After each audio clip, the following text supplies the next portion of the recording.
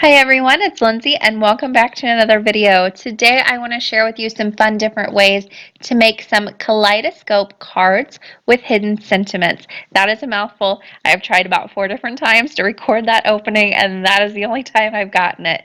So let's move along. Today I'm going to be using some stencils from the Crafters Workshop. I'll be listing all the supplies I'm using down in the description box, so if you have any questions about the stencils, ink colors, that kind of thing, you can find all that information down there. To start off my first card, I am working on an A2 size white cardstock panel, and I'm using the Floral Spectacle stencil from the Crafters Workshop. To ink blend, I'll be using some Distress inks, and I'm using my Amazon makeup brushes that I love so much. These are working out really well for me. I reviewed these. I'll leave a link to it in the top right hand corner if you're interested and you haven't seen it already. For my colors today, I'm using some Squeezed Lemonade, some Twisted Citron, and also ripe persimmon. Now there is no special way to do these backgrounds. You can ink blend however you want, whatever works for you, whatever colors. You just want to get some colors through those stencils and onto your background. Now once I have that background ready to go, I'm going to go ahead and start die cutting it. Now here is a look at the background once I remove the stencil. Nice and bright for my first card. I love, love, love the look of this. For my first card, I'm going to be using the Tonic Studios Mixed Edge Rectangle die set. I'm starting off with 2 of the regular edged rectangles. These have no scallops on them. These are just regular rectangles. You can also use just a regular rectangle die set, like a layering die set. A nesting die set is what I was looking for, the word. So I used a larger and a smaller. I placed those down onto my background and I'll run those through my die cutting machine. I inlaid the smaller one into the larger one because I want different layers of this to be cut and matted. Now, with each layer that I cut, I grabbed a slightly larger rectangle from that same die set. These have the scallops on them. If you don't have this set or you just have a nesting die set, use just a slightly larger rectangle and go ahead and die cut a piece of craft cardstock. I'm using craft as my mat. You could also use black, any solid color that you want to use. Just cut some mats. Now I inlaid these as well because it's going to save me cardstock in the long run, and I don't need the center of that larger rectangle, so I just die cut my smaller rectangle as well. Now it's time to start putting this card together. So the first thing I want to do is go ahead and lay down that largest outer rectangle. You do want to save that and put that right down onto my card base. This is going to cover the entire card base or the outside edge. The whole thing will end up covering the whole card base. However, you want to cover that outside edge. I'm using liquid glue so I can move it around, have that little bit of play time. And then once I have that down, I'm going to go ahead and put an acrylic block on top of that and set that aside to dry. Now while that is drying, I'm going to go ahead and do a little die cutting on the smallest rectangle that I die cut from the stenciled area. I'm using this Lawn Fun Hello Scripty Hello die, and I'm just going to center that right up and die cut that from the center of that rectangle. I want to save all the pieces from this die cut. So sit them in a little jar or sit them in a little bowl off to the side. You don't want to lose any of those die cut pieces. I also die cut that same die 4 times from craft cardstock. This is going to create my chipboard look. Pop it up and give it that hidden look, but you want some dimension underneath it. I like to use this method where I die cut several pieces of cardstock and glue them together with some liquid glue. However, you could use thin chipboard if you have that. You could also use craft foam if you have that. I just don't like the craft foam method because it always never lines up for me right. It always seems to get a little wonky, and then I just have a weird looking sentiment. But if it works for you, by all means, use it. Once I had all of the craft sentiments layered up, I went ahead and added my very top that I die cut from the center of the panel. So you want that sentiment that has the stenciling on it. Now, I glued that sentiment down to a piece of computer paper. This is not anything special, just some plain computer paper to hold all your pieces together. I found this to be the easiest way instead of trying to glue it to the mat because I had that edge that was open, so it wouldn't line up perfectly right. If you don't have that edge that's open, you could just glue this down onto the craft mat that you die cut earlier. However, this was the easiest way I found to get everything to line up right. Gluing down that sentiment first and then adding the outside area around it. Then I went ahead and took all those little pieces that inlay right into the L's and the E and the H, and I'll glue those down as well. I'm using liquid glue to do all of my gluing today. That way I have that little bit of playtime. Once I had that glued down, I'm going to go ahead and cut away that excess computer paper. And I'm using computer paper because it's nice and thin. It's not going to add any bulk or weight or anything to this already pretty heavy card. So on the background of that, I'll add some more liquid glue and pop that right on top of that craft mat. Like I said, if you don't have that open edge, glue everything onto your mat. I just didn't have that option here because it never would have lined up right for me. I'm going to go ahead and stack an acrylic block on top of that, let it dry for a few seconds, and move on to my second layer. That is going to be my larger rectangle, the ones that I die cut the smaller ones out of. Again, a little bit of liquid glue on the back of those and line those up one on top of the other. Have that nice craft mat even all the way around. Then stack an acrylic block on top of it and give it a little time to dry. Finally, I'm going to put this whole card together. So for this background, I've got my first layer glued down straight to the card base, which is the outer area. Then I'll take my largest rectangles that I have my craft mat with and glue that straight down again with liquid glue.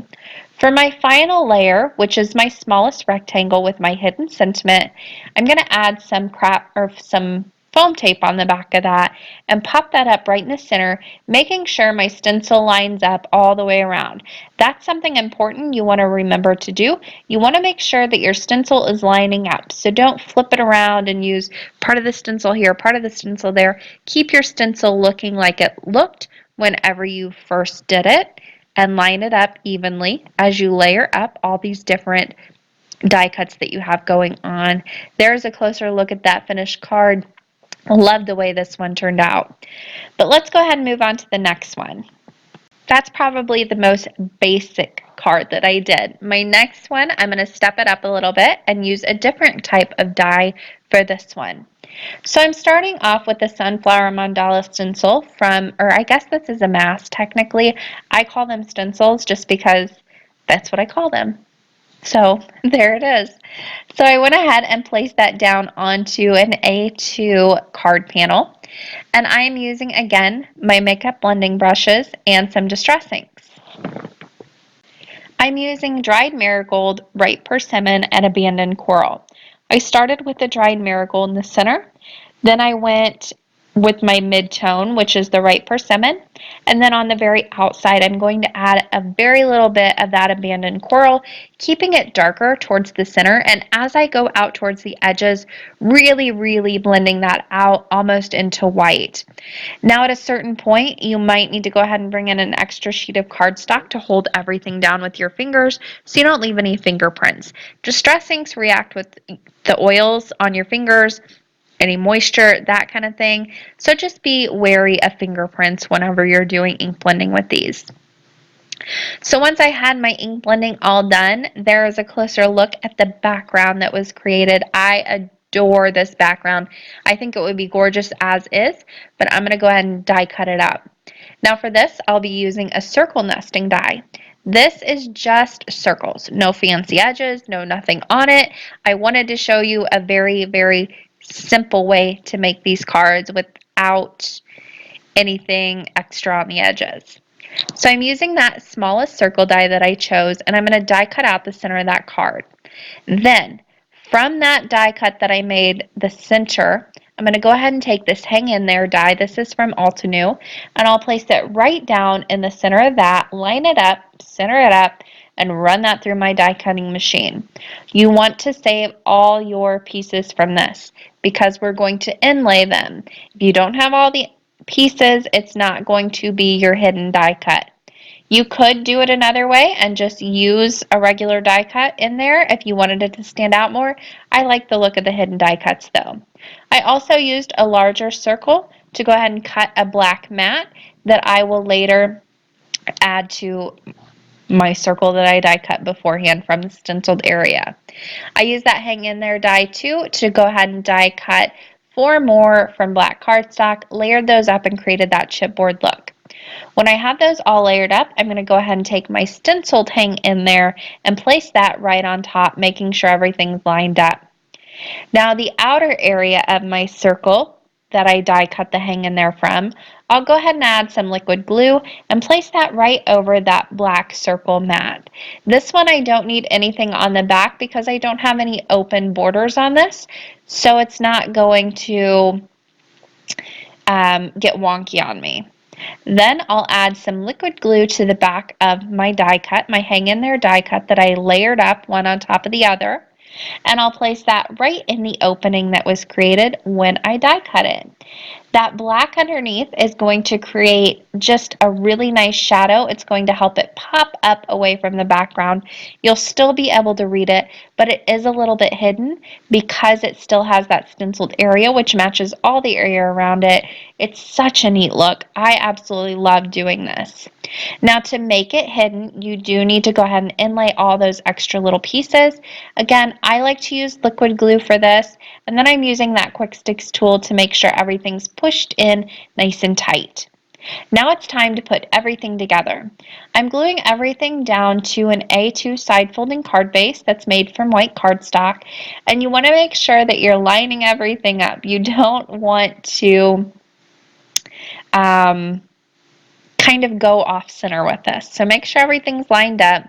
Go ahead and place down your outer area right onto your card base. This should cover your whole card base, and now you'll just have that opening right in the center. Now for my center die cut, I added some foam tape on the back to pop it up, and then I'll just place that right down on top. Very, very, very simple card, but it is so wild. I love it.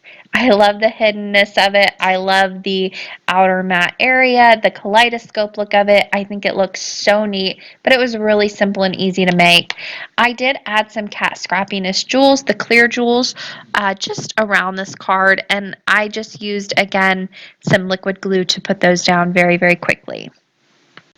All right, moving on to my third card. I wanted to make a card that isn't quite a kaleidoscope card. It is very similar. However, I wanted to show you a way that you could get the same look without using die cuts on your background. I am going to use a die cut sentiment. However, you could just stamp on a sentiment and add like a little sentiment banner if you wanted to, or just stamp on a full sentiment. So the first thing I'm going to do, of course, is ink blend my background. I'm using some distress inks here, Abandoned Coral, Dusty Concord, no, Ripe Persimmon, and some Mermaid Lagoon. So I'm going to ink blend those on very quickly, again using my Amazon makeup brushes to create this bright and colorful background. Now I wanted to create a graffiti wall type of look with this, so I'm going to go ahead and actually use a very, very fun stencil from the Crafters Workshop. This stencil that I'm using today is called Texture Love. This would be perfect to go through your jelly plates, that kind of thing, because all it is a bunch of different shapes to create a bunch of different textures. I thought it would make a really fun graffiti look, so I'm going to go ahead and place that right over my background and sponge in some VersaFine Clair Nocturne ink. I'm using this because the ink on the background is a dye ink. I didn't want the black to blend with it. So this is a pigment ink. It's going to sit on top of there. You do want to give it a little bit of time to dry though. Once it had dried, I went ahead and cut it up. So I cut a triangle off the top right, I cut a triangle off the bottom left, and then I cut the center right in half. Pretty simple. Then I went ahead and cut some gray cardstock strips. These I'm going to add to either side of one of my strips from the center. This is just going to create a nice little mat, kind of separate it from the background. Whenever I create really simple cards, I often like to cut up the backgrounds and just make some really funky cuts in them, attach them, maybe cut a little bit out of the center, attach them to the card base, and then you've got a fun card that's not just a background and a stamp. So if you have a stencil you maybe want to use, but you don't know how to spice it up a little bit, cut up the background, have some fun with it. Now from that strip that I created and added the little sentiment, or added the little gray strips, I'm going to cut my sentiment from that. I'm using a Celebrate die that I've used many times before from Waffle Flower, and I'm just going to place that down on the right hand side, kind of at an angle to line it up with the angle of the cut that I made, and I'll cut that right out. I added 2 layers of craft foam, or fun foam, nope, foam tape to the back of that. I'll get it right one of these times. And I just popped that up. Now the rest of these layers are actually going to be glued straight down. And I'm not going to hide this sentiment. I thought this one would be more fun to leave open. You could create a shaker card, and that was my intention with this one. However, I forgot to put in some acetate on the front. So whenever I added my little shaker bits, they all fell out. And then I was just like, okay, we'll just leave it open. So to create my background, I glued down both corners first, and then my centerpiece that does not have the gray strips on it, I did cut a little bit off of that where it connects to the top portion. I wanted those cuts in between each little portion of the background to be more noticeable. So I cut just a little thin strip off of that, and then I'll go ahead and place that right down. You can easily line those up just by lining up the corners. Then I put down my little Celebrate sentiment strip, added some fun jewels from Cat Scrappiness. These are the silver ones, and that card was done. It's very, very simple, just a stenciled background with some fun cutting on it. So let's move on to the third card. This one is a lot more in depth. I am going to be using a fun stencil from the Crafters Workshop again. It's called Sun Valley, and it has a little scene on it. So I will be using several different colors of distress ink to go ahead and place through the stencil and create a very, very, very colorful scene. Now I am using a mixture of my little makeup blending brush set. I'm also going to be using some Fantastics to put through this color. Those are just very little sponge tip applicators, not foam tip. They're like little sponge tip applicators that you can put ink blending through and get it very, very precise. I will leave a link to everything I'm using down in the description box. So if you have any questions about ink colors, the tools and things I'm using, it's all going to be down there so you can easily find it. And really, for this, there is no rhyme or reason. I just went in with different colors that I thought looked good together, added some here, added some there. I started off with the sun at the very top, added some sky, those little rainbows. I did some purples, some reds, some yellows. I added a little bit of green to the trees, just some browns down at the bottom, black to the buildings in the back. Once this is all said and done, I used a ton of different colors of distress ink. You certainly don't have to use this many or go this in depth with it. I just really wanted to go kind of all out on this final card because my sentiment's going to be very, very simple on this one. So I wanted all the focus to be in the background. So I went all out and took my time really building up this background with a ton of different colors. You could easily do something with this stencil like I did on my previous stenciled card and just create a very colorful background, maybe even a sunset look, and then just put this whole stencil over that in black for a more simpler, bolder look. Or you can go all out like I did. Now once I had all of my ink through, here's a closer look at the background. It's so bright and colorful and fun. I just love it. But I spent a lot of time on this and I had a lot of ink left over on this stencil. So what I did was actually took that, sprayed the stencil down with some water, just gave it a few light mists to reactivate that ink. And then I'll flip that over onto a piece of plain white cardstock, not watercolor cardstock, plain white cardstock, and just give it a good press. This is going to take all those different colors of ink in the spots you put them and create another fun background. So you're going to get 2 for 1 if you use this technique as well. So I set that off to the side to dry. I'm not going to do anything with that in this video. I just wanted to show you, you can get 2 for 1 if you do put so much effort into this background. For my sentiment on this, I'm actually going to build my own sentiment. This is the Cat Scrappiness Uppercase Condensed Alphabet die set. This is a fabulous die set at a fabulous price point. I'm going to create a high sentiment with a little period on it, and to make sure that's nice and straight, I'm using my T-square ruler. So I grabbed out my letters. I'll go ahead and center them up and just go ahead and use my T-square rulers to make sure that the bottoms are all even. Once I have everything positioned, I can tape them together using some painter's tape, but this is a very inexpensive tool that you can buy for your craft room to help you get everything straight across your cards. I use it on sentiment strips a lot. I use it on flag banners a lot. This really helps line everything up and keep it nice and straight. Once I had it positioned just right, like I said, I'm going to take a piece of painter's tape and tape all of those dies together. Now I taped it down to the background first, and I will run this through my die cutting machine and cut out that high sentiment. You want to make sure you keep all your pieces because we are going to inlay them back inside. But we need to do some more die cutting first.